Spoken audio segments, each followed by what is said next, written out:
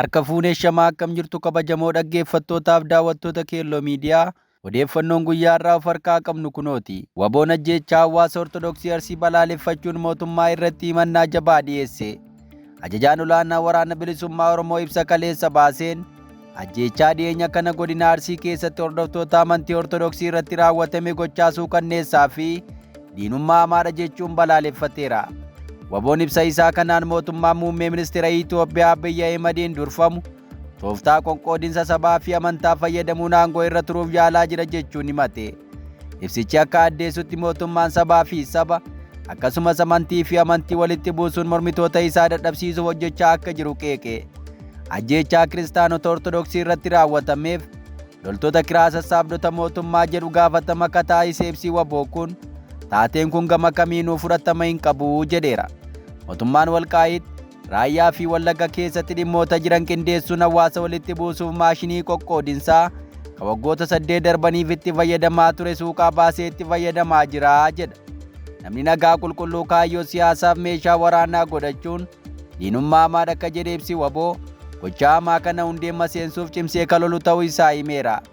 Waboon hawaasni Oromoo fi Amaaraa akkasumas hordoftoonni amantii Musliimaa fi Kiristaanaa shira kana hubatanii tokkummaa isaanii akka jabeessan waamicha dhiyeesseera.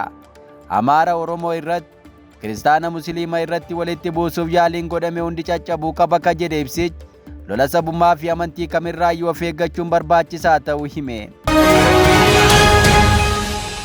Oduu keenya itti aanuun waboon tarkaanfii cimaa zoonii adda addaatti fudhateen injifannoo galmeessuuf beeksise. Waraanni bilisummaa Oromoo zoonii kibba bahaa fi zoonii lixaa keessatti humnoota mootummaa irratti tarkaanfii fudhachuun loltoota hedduu ajjeesuu, madeessuu fi booji'uu isaa beeksiseera.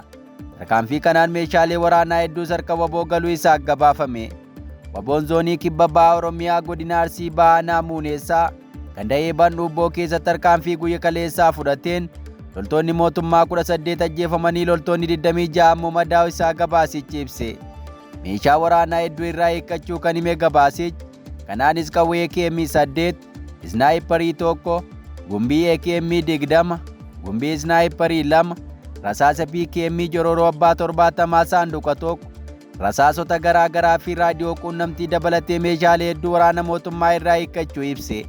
Akkuma kana zooniin kun guyyaa dheengaddaas aanaa martii ganda Moollaannee Arjoo keessatti tarkaanfii wal fakkaatu fudhachuun loltoota mootummaa 3 ajjeesuun kaanaa immoo booji'uu isaa gabaasuun kan yaadatamu. Gama biraatiin waboon zoonii lixaa godina Wallagga Bahaa Leeqaa Dullachaa ganda Baambeechaatti keessatti waraana mootummaa sakattaa bobba'an irratti haleellaa raawwateen loltoonni hedduun du'aa fi madoon adabuun 5 booji'uu himee lola kanaan qawwee AKM 5 irraa hiikkachuu isaa ibseera. Waraanni bilisummaa Oromoo tarkaanfiiwwan naannolee garaa garaa kana keessatti fudhateen humna waraanaa fi qophii isaa caalaatti mul'isaa akka jiru yoo ta'u, gama mootummaatiin hanga ammaatti ibsi dhimma kana ilaalchisee bahee hin jiru. Sochiin waraanaa kunis yeroo ammaa naannolee hedduutti jabaatee itti fufuu isaatti ibsame.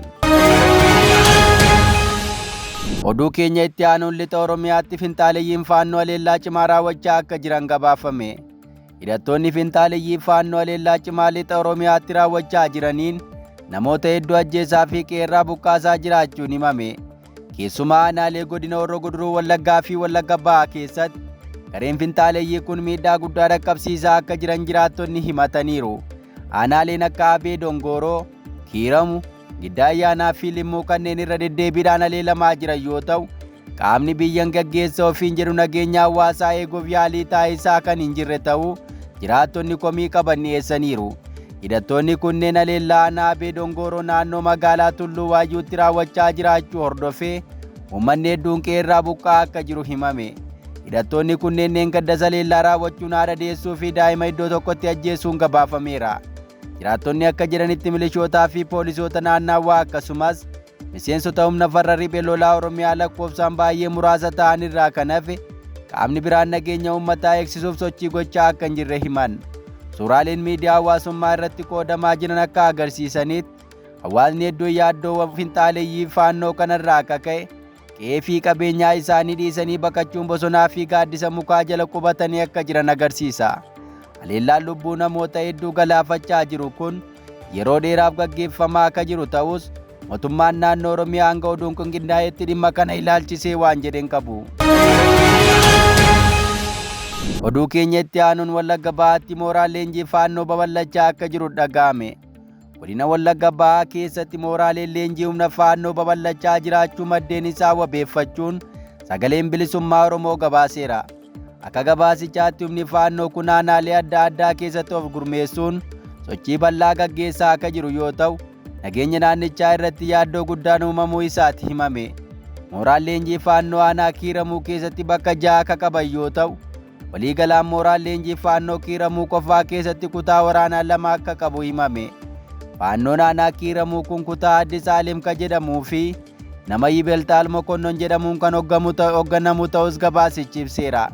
Achuma Wallagga Bahaa Siree Dooroo keessatti Shalaqa Habtaamuu nama jedhamuun kan hoogganaman ta'uu gabaasiin nuti arganne ifoomseera.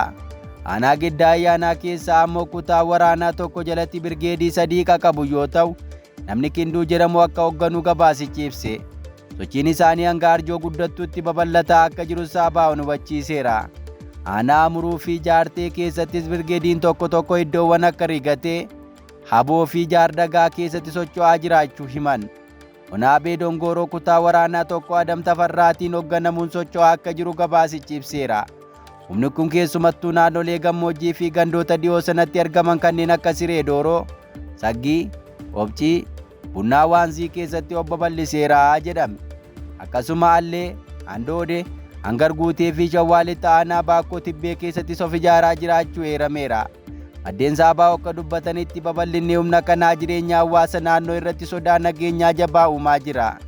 Kanaafuu mootummaa fi qaamoleen dhimmi ilaallatu xiyyeeffannoo ariifachiisaa kennuun tarkaanfii nageenya mirkaneessuu akka fudhatan gaafatameera.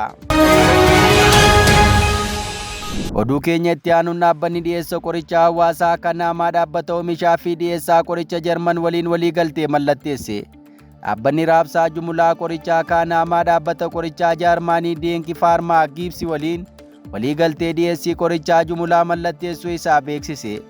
Waliigaltichi dhiyeessii qorichaa biyyattii keessatti yeroo dheeraaf rakkoo keessa ture furuuf kakaayeffate akka ta'e ibsameera. Waliigalteen kun irra caalaa yeroo tokkottii fi osoo addaan hin citin qoricha baay'inaan geejjibsiisuu fi simachuu kan of keessatti hammate yoo ta'u, rakkoo dhiyeessii qoricha magaalaa guddoo biyyattii keessatti mul'achaa ture itti fufiinsaan furuuf kan gargaaru ta'uu dhaabbatichi ibseera. Itoophiyaatti waggoota darban keessatti hanqinni qorichaa, gatii ol ka'iinsaa fi rakkoon sirna raabsaa rakkoo guddaa ta'uun irra deddeebiin gabaafamaa ture. Rakkooleen kun hanqina alaa, gufuuwwan loojistikii fi dadhabina sirna dhiyeessii waliin wal qabatan akka ta'e eeramaa tureera. Magaalota akka Finfinneetti lammiileen qoricha bu'uuraa argachuun rakkisaa ta'uu fi gatiin isaa ol ka'uu irratti komii bal'aa dhiyeessaa turan. Akka Kaanaamaa Faarmaasiin ibsetti waliigaltichi raabsaan jumlaa qoricha Deenk gatii fooyya'aa fi madaalawaa ta'een akka dhiyeessu ni taasisa. Akkasumas namoota biyya alaatii qoricha galchaniif Deenki Faarmaasiin kallattiin dhiyeessii fi qindoomina waloo uumuuf ni gargaara jedhameera. Deenki Faarmaasiin gama isaatiin inshuraansii fayyaa hawaasaa fi tajaajiloota mootummaa waliin hojjechuun dhiyeessii qorichaa fooyyessuuf deeggarsa dhaabbilee faarmaasii kennamaaf akka itti fufu ibseera. Dhaabbanni Kaanaamaa Faarmi qoricha Deenki liqii addaatiin akka argatu, qorichoonni kunneen hundi abbaa taayitaa to'annoo nyaataaf qoricha Itoophiyaatiin galmaa'anii akka jiran ibseera.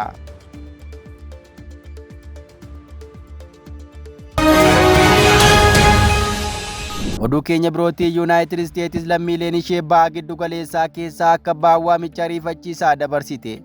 Ministeerri dhimma alaa Yuunaayitid Isteetsis lammiileen Ameerikaa biyyoota baha giddu galeessaa hedduu keessa jiran balaa nageenyaa hamaa irraa of eeguuf akka naannicha gadhiisanii ba'an waamicha dhiyeesse. Ministeerichi ibsa guyyaa kaleessaa baaseen mootummaan Ameerikaa lammiileen isaa yeroo ammaa naannicha keessa jiran filannoowwan geejjibaa daldalaa jiran fayyadamuun saffisaan akka ba'an waamicha dhiyeesseera. Waamichi kun mata duree haaromsa nageenya lammiilee Ameerikaa baha giddu galeessaa jiraniif jedhuun kaba'e yoo ta'u, haala nageenya yeroo ammaa irratti yaaddoo guddaa qabaachuus ministeerichi ergaa toora miidiyaa hawaasummaa isaatiin qoodeen ibseera. Waamichi kun kan dhiyaate lammiileen Ameerikaa biyyoota akka Baahireen, Masrii, Iraan, Iraaq, Israa'el, West Baankii fi Gaazaa, Yoordaan, Kuweet, Libaanos, Oomaan, Qaataar, Saawud Arabiyaa, Siiriyaa, Yuunaayitid Arab Emireetisii fi Yaman keessatti argaman kan ilaallatu ta'uu ibsameera. Egaan kabajamoo dhaggeeffattootaaf daawwattoota Keelloo Miidiyaa odeeffannoon guyyaa irraa harkaa qabnu kan hangammaa dhaggeeffattan ture. Qophii keenyaa fi waliin turtii gaarii.